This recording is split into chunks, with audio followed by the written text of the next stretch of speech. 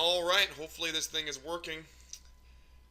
Just want to say thank you guys for taking the time to invest in yourself, and I'm super, super excited to have everyone be a part of the second edition of the Sprinter Die 6-week speed masterclass. If you don't know me by now, my name's Hunter, and yeah, I think that's all I got. So let's just dive right in. The first module is introduction and posture. Okay, so in whether you work with athletes, with adults, or anybody in between, right? If we were building out a story over these next 6 weeks, right, and we had a main character, the character would definitely be the people that we serve, hands down, right? It's not about us; it's about them. Okay, that's old news. We should also know that by now. All right. The picture there, if you guys have been following me for any sort of time on social media, you probably have seen that little bundle of joy in a myriad of my videos. That is Ellery. She is currently an 8th grade um, middle school athlete at my facility here. So that's my buddy.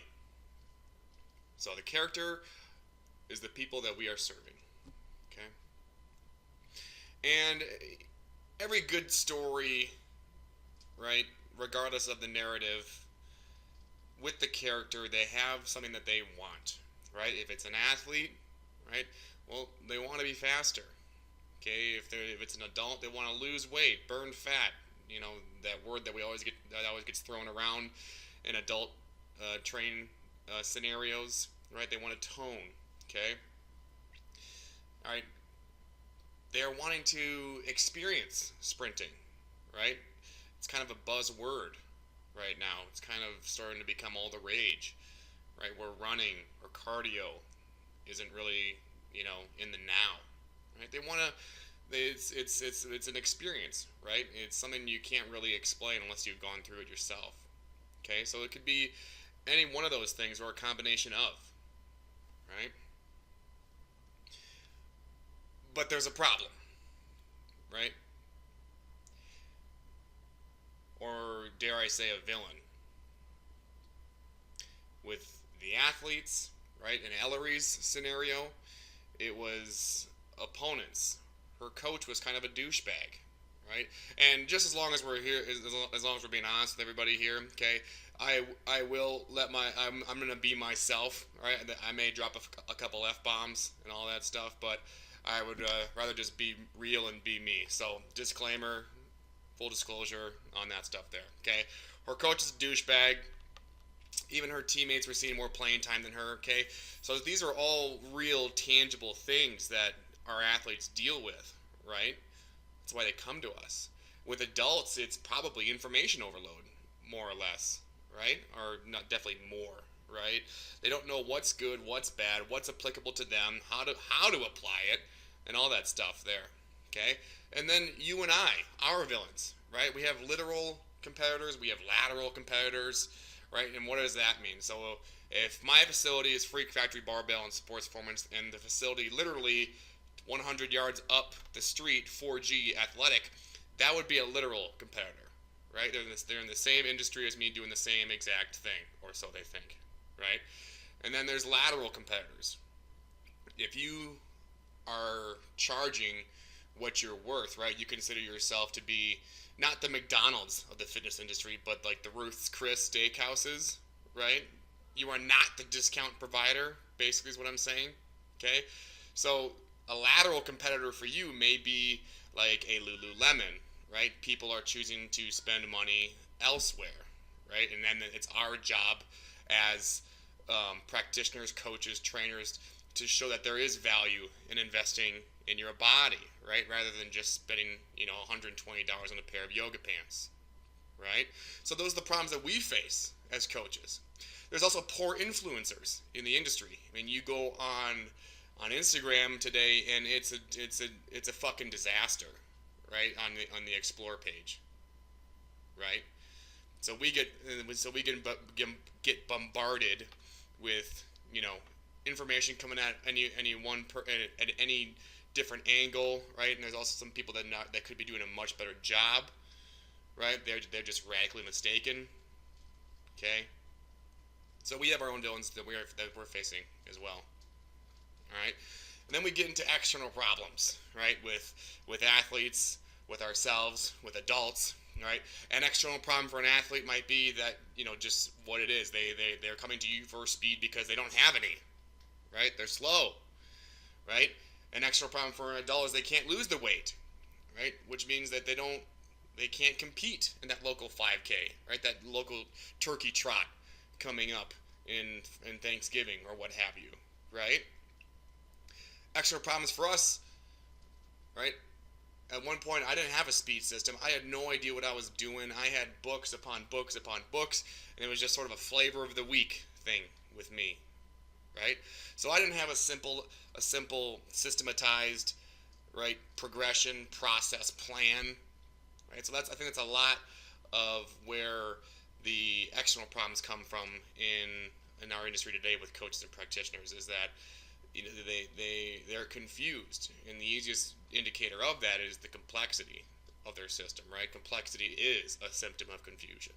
Okay, and then there's also the flip side. So there's external problems, and then there's internal problems, right? With our athletes, right? I work mainly with middle school girls, right? And that in itself is a difficult time for a young lady, right? Middle school, so she's having all sorts of confidence issues, right? With not having what she wants, right? Constantly doubting themselves.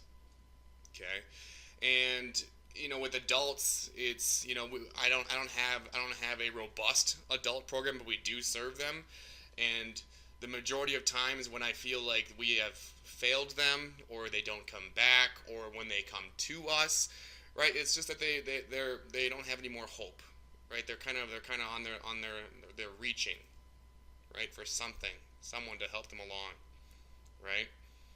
And then for ourselves, I know I've been here, constantly questioning my next move, doubting myself, right?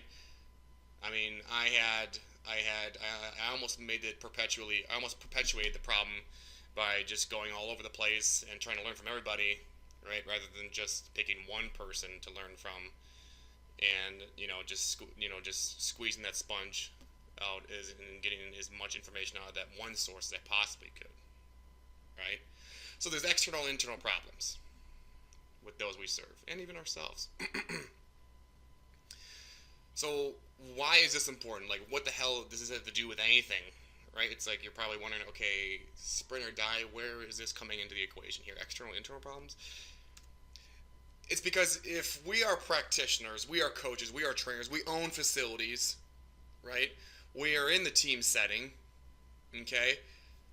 What people tend to do is sell solutions to external problems. When in reality, people are coming to you, people are going to buy from you, people are going to continue to buy from you because you are solving an internal problem, right? So with that, I want to, help you grow your business side of things as well. This isn't just purely an X's and O's thing, right? You can't sell solutions to external problems because people buy solutions to internal ones,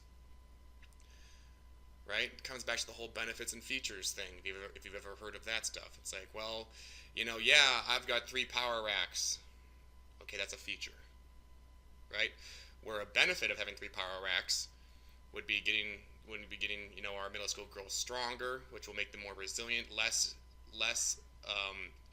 risk of injury, right? As their hips widen, they have an enhanced Q angle, right? Making sure that we're strengthening everything from the waist down, right? That will prevent injury. That's a benefit, right? So it's they kind of go hand in hand there, internal, external, with benefits and features. Okay. If you can hear my cat, I'm sorry about that. So I always say that passion perpetuates purpose. Okay, and so what the hell does that mean?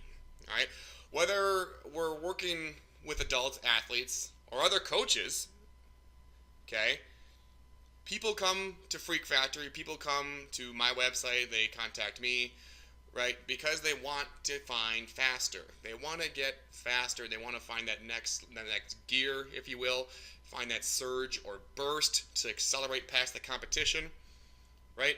And I have Sprint or Die on my shirt for a reason. It's my passion, right? I love this shit, right? So that's my passion. Speed, sprinting, right? That's why the athletes come to us, right? It's because it is our passion to help them get faster. Okay? But that is not our purpose. It's not mine. I know that, right? What is our purpose?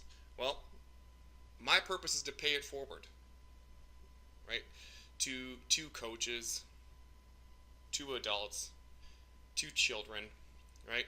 To give them the chance to be better than I ever could be, right? So, passion perpetuates purpose. Passion, right? Speed, sprinting, is the vehicle that we will use, right, to drive those we serve to our purpose, right? Which is, more fulfillment, right? More success, leading a better life, all of that good stuff.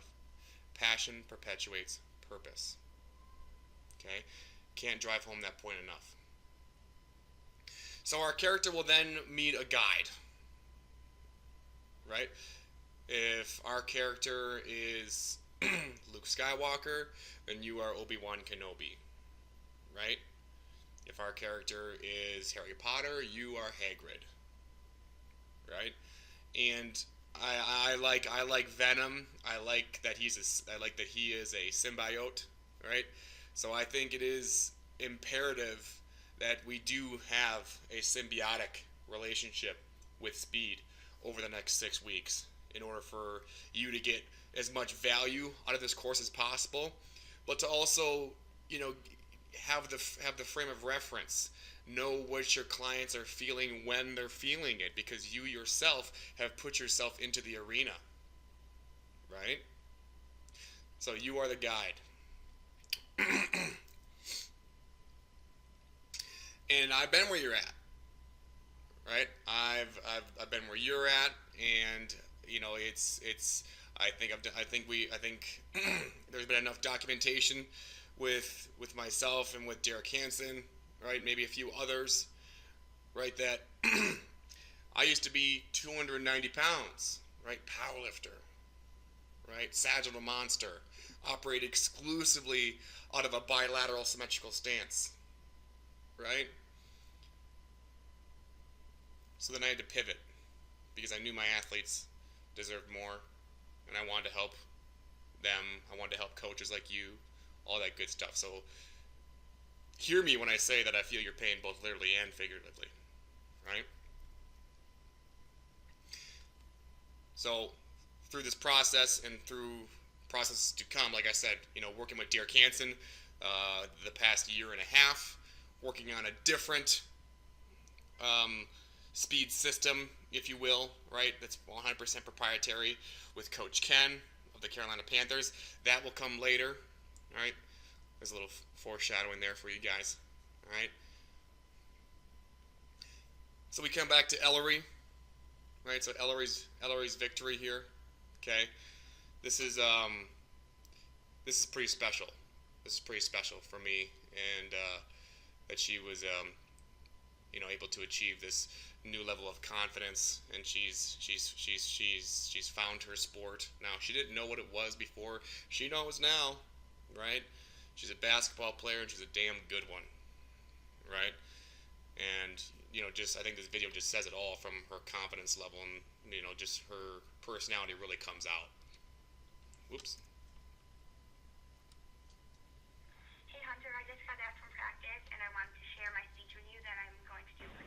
Hey Hunter, I just got back from practice and I wanted to share my speech with you that I'm going to do for team leadership. Hello, my name is Ellery Baker, and the following speech is about the biggest leader in my life. I consider Hunter Charneski to be a leader in my life. If you would be able to meet Hunter, you would find the things that make Hunter so special.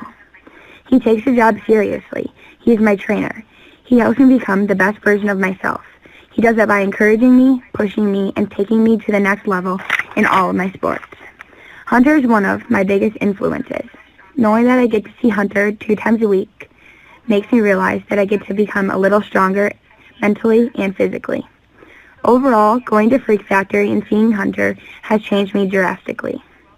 So if you get the chance to meet or work with Hunter, make sure you take that opportunity because he will make your day and help you succeed in life that's and what in, it's all about. in Right? sports. I'm sure Thanks. everybody See in ya. this group has experienced moments like this, right? But it's just a nice reminder that that is what it is all about. And that's not me patting myself in the back, right? That's just me trying to bring everybody back to center here, and it's about them, right?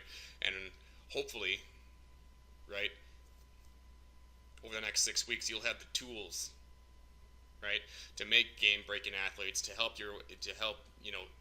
change your adults' lives, right? But know that you can also, really impact people for the long run, whether it goes way beyond the court or field, right? Passion perpetuates purpose. So with that, I just have to have an agreement.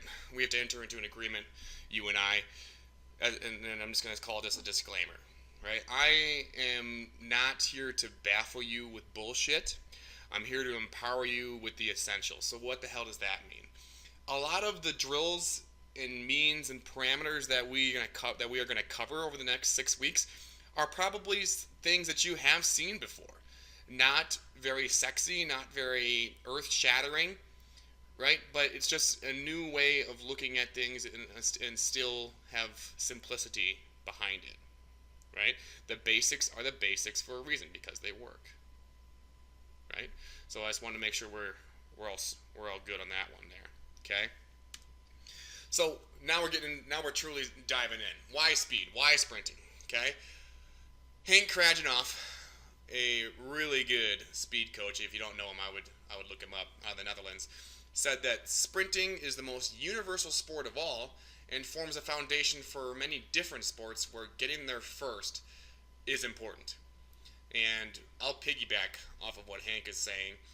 And if we're talking about sprinting, right? I truly believe that that's what we were made to do, right? From a primal instinctual level, right? Humans were built to sprint. Now, technology and other factors, right, have made it, a thing, an afterthought, made it very easy to not sprint, right? Why would we sprint when we have cars, right? Things of that nature, okay? But whether or not we declare it by our daily actions, we are still meant to sprint. Period. Amen. I will take that with me to the grave. And I won't, I don't care if I'm speaking in absolutes, but that's my belief, right? So, I have SPRINTORDIE on my shirt for a reason, okay? It's the highest order of physical activity, okay? Another guy, pretty smart dude, Al Vermeil, okay? It sits atop his hierarchy, of athletic development because it is the most important, right? It has a trickle-down effect. If we simply get somebody faster, a lot of other things will be increased because of that, right? It's the ultimate performance enhancer, in other words, right? It takes the poor from the average from the good, and the good from the great, okay? A simple byproduct of faster running tree that Derek Hansen created, right? So look at all those things that are byproducts of merely achieving faster running speeds, right? We'll get more in depth on all of those things a little bit later on, but I think it's a good visual to have early on, right? To just sort of pre-frame this whole module, okay? Charlie Francis and his motor unit activation chart, right? You can see maximal sprints sits alone at the top, right? Higher than all the Olympic lifts, higher than all explosive medicine ball throws, plyometrics, right? Way more than any deadlift or squat, okay? There's also the speed reserve, okay? And again, we'll touch on this more a little bit later, right? But this is an exceptionally important concept for your athletes to grasp in regards to conditioning for your adults to grasp in regards to that 5K or that marathon they want to run, right? So, like I said, we'll touch on that a little bit more later, but also a very, very important concept a lot of people don't know about. So where do we begin? Where do we begin? Okay? Posture. Posture. Why is it important? Bill Hartman once said that breathing dictates posture, and posture dictates performance. All right? I'll say that again. Posture dictates performance. All right? So if our athletes aren't in optimal alignment or position, okay, there's a lot of other things that aren't going to go so hot. Right? My friend Jeff Nichols told me that it's kind of like a car going down the street at like a walking pace or slower. Right? If the screws are aren't tightly screwed in, it's going to look just fine going down at a walking pace. Right? But as soon as that car gets a little bit faster, maybe close to top speed, the whole thing falls apart. Right? So that's what I think about when developing posture. Is that car analogy that Jeff told me comes to mind. Okay? And the means that we're going to talk about with posture are overhead marching, banded marching, and wall drills. Okay? So let's dive in. So the posture, one of the first posture drills that I think all of your athletes and adults could benefit from is simple overhead marching or a marching with a load. Okay? Now, some people would do without the load first. I actually would opt for the load, right? From a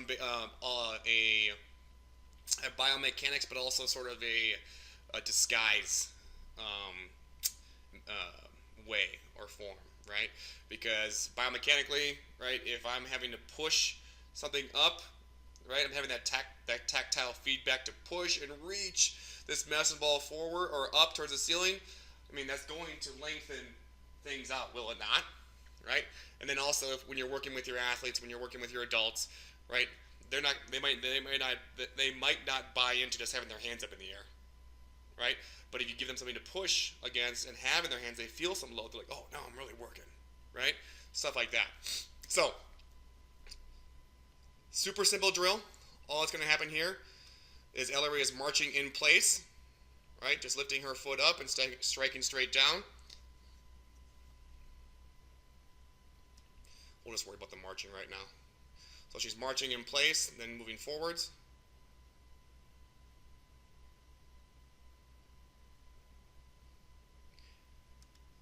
And why do we have the athletes, the adults, march or do any of these things, that, as you'll see, in place first before going forwards? And the reason for that is so it's damn near impossible to not strike your foot directly underneath your center of mass when you're just marching in place. Okay, so that's the reason why. So we want to clean up foot strike patterns, right? We want to be very proactive in that, not reactive. Okay, so we have them start in place first and then go forwards there. Okay, so nothing. You don't got to worry about skipping right now. Marching will be more than enough. Okay, don't underestimate the value of those drills there. Okay, let's see if I have a set one here.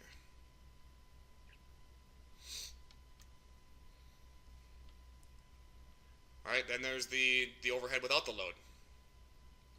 Right, so I would call this the next progression. Okay, so once the load is taken away, are they still able to stay tall, stay big, right? All that good stuff there. Without the ball over their head, a good cue might be just to bring their biceps to their ears there. Okay? Marching in place, and then going forwards. Again, not worrying about skips right now. Marching in place, then going forwards. Okay? Again, I promised brevity, I promised simplicity. Alright? From there, I really like either tethering the athlete, adult, whoever you're serving, to a rack or just having a partner involved with that. Okay? So, once they've displayed proficiency in having the ball over their head, right, they can do so without the ball, right? I think banded marching is a phenomenal way to progress them from there. Okay? With arm action, initially, right? This is a great one with the band. Because the athlete, the adult, they're going to feel that resistance. They're automatically going to think that they're getting some good work in because they feel that resistance there across their hips. But also from the resistance provided by the band, right? They are going to develop general strength qualities, and they're also going to optimize their posture because they're going to have that tactile feedback of the band across their waist, which will innately force them to push their hips forward, right? Staying head to heel strong as steel. There. Okay? Again, just marching in place. If you want to stay in place against a rack, I'm perfectly okay with that. But with this means right here, the only thing I'm really cueing Ellery at this time, that's a pretty good picture right there.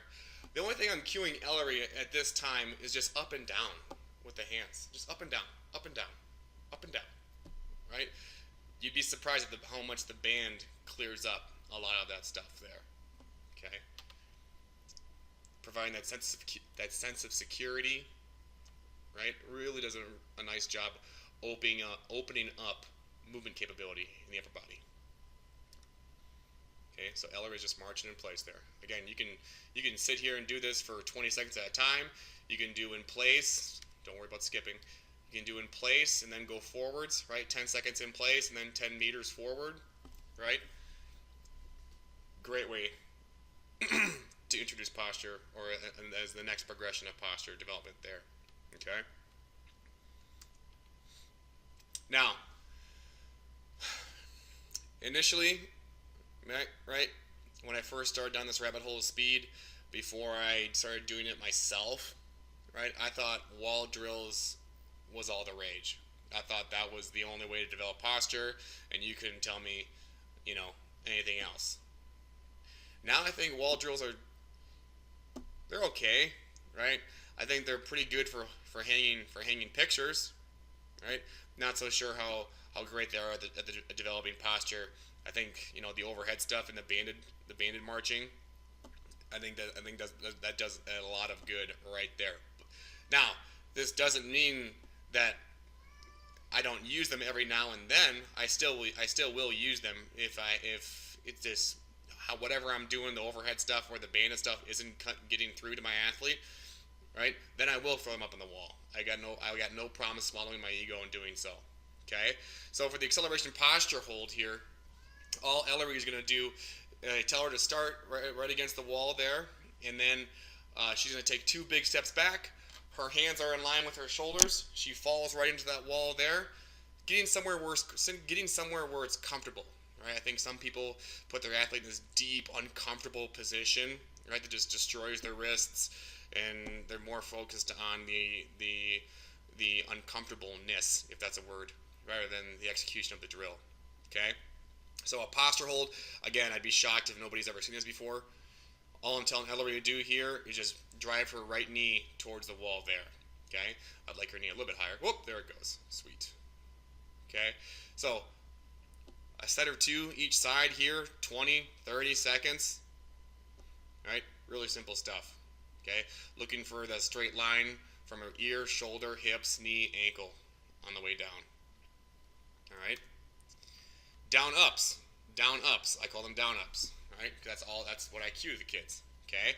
So now that they can hold their posture statically, I want to see if they can remain in a good position, right? In a slightly more dynamic environment, changing levels, going a little bit deeper, coming back a little bit taller. Okay? So all I'm telling Ellery here is on the down command, reaching that back heel, down and back. On the up call, punching the knee towards the wall as if there's a plane of glass that she's breaking every time on that knee drive. Down, up. See, she's staying nice and tall through her spine. Nothing's getting compromised there. Simple stuff. Okay? So, posture hold, and then down ups. Okay? After that, we're going to go to marching. Okay? So, all relax. You can hear me talking there. I'm going to pause in case I start talking again. So with this one here, all right, some people like to use single switches or double switches before the marching. I like the marching first, right, just from a slow to fast standpoint, and then so I can continue to always ingrain relaxation into who I'm working with, okay? So you can see how chill Ellery is right now in her face, right? There's no strain, very calm, composed demeanor. That's what I want. What I'll tell the kids, right, is if I were to build a wall, right, from, in this case, Ellery's hips down, right, and all I could see was her upper body, it should look as though she's doing nothing, right? And then from there, she's just marching in place. We'll do this for 20 seconds there. A few more seconds. Okay? Some different cues to consider. If you're working with somebody who you are finding is a little bit more front side. A few more seconds. Respond to front side a little bit better, right? I would just, say break the glass, right? Come back to that front side, break the glass cue. Or just put your hand out in front where you want their knee to strike it. Okay, if somebody's a little bit more on the back side, right? They like to produce force. That's the best way for them to get from A to B, right?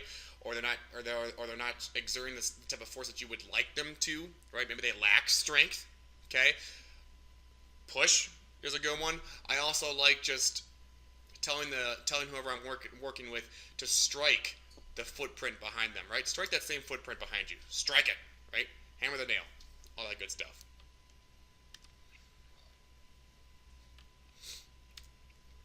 And then here's the singles now. Okay, so a little bit more to the contractile velocity that would look like running. Okay, so from here, Ellery's starting in an acceleration posture hold position, and then I'm just going to tell her to switch, and she's going to do just that. Okay, knee up just a little bit higher, El. Switch. Switch. Switch. Right, so she's staying calm, she's staying relaxed. Again, you're using whatever. Knee up just a little bit higher, El. That particular switch. Group, right? Switch. Neck and strength. Probably going to use more backside cues.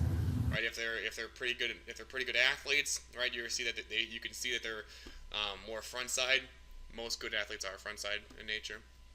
Stick to the break the glass cue, right? Drive the knee forward, all that good stuff there. Okay, so singles here. Switch. Switch. Toe to shin. Switch. Switch. Switch.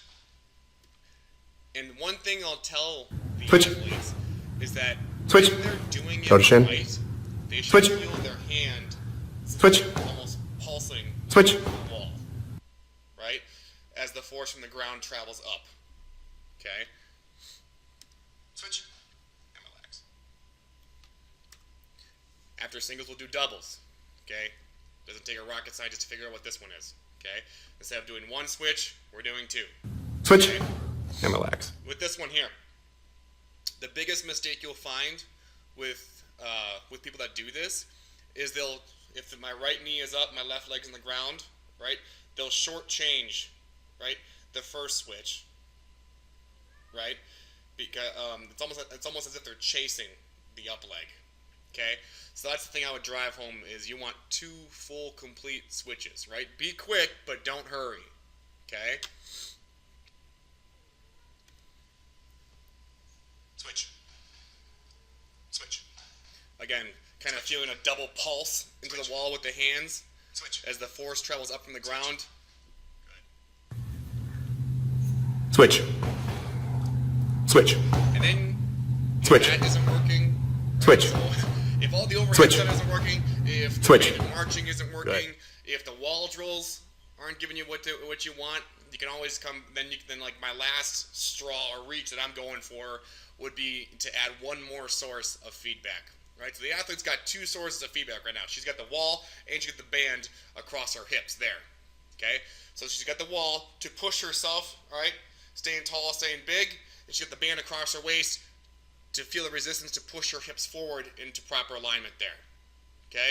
So this is pretty much a, a foolproof way to develop posture, okay? And then you can start all over, just do them all over again, right? So you got posture holds, right? You got down ups, right? She's got that constant feedback from the wall and behind her with the band. Marching, singles,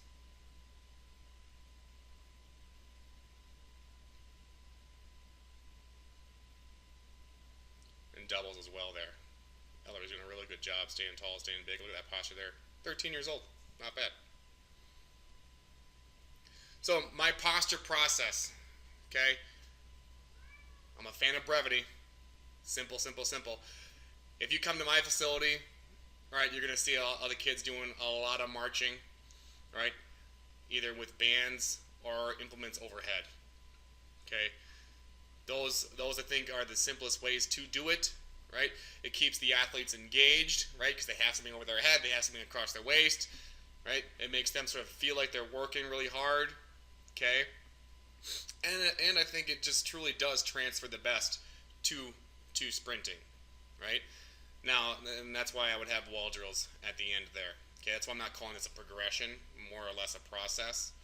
Okay, if I need to develop posture, my first thing I'm doing is an overhead A march with a load. If that's not giving me what I want, okay, banded A marching. If that's still not giving me what I want, well then we'll go through all the wall drills that I just showed there. Okay? I would say do not underestimate the value of these drills, whether you're trying these things with yourself, your adults, or your athletes, right? These are phenomenal means of GPP, general physical preparation, for the skill of sprinting, right? There's tremendous value in these, okay? So I wouldn't underestimate them just because they look so blah, so vanilla, right?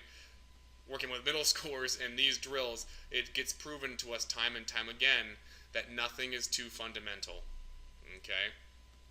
And I think your adults or beginning athletes would find tremendous value in this. You'll see just that how valuable they really are once put into practice. Okay. So at the end of every module, you will be assigned homework. Okay, and why is that? Why? Okay. Well, for one, you're not going to get better just by reading and studying the modules and the presentations here. Two, right? There's going to be a practical portion as well. But even just doing the work, putting yourself in the arena, filming your athletes, filming your adults, that's also not going to get you better on its own. Okay? It's a combination of studying, doing, and then having a chance to reflect by posting into the group and engaging with the other classmates. That's where true learning occurs. Okay? So the homework is filming you and or your athletes performing the posture drills. Okay? I want you to upload said videos in the Facebook group. And then 3, I'd like you to provide your biggest takeaway from the homework and or module 1. Alright? So, I know I just threw a lot at you. This is probably the longest of all the 6 modules. Alright?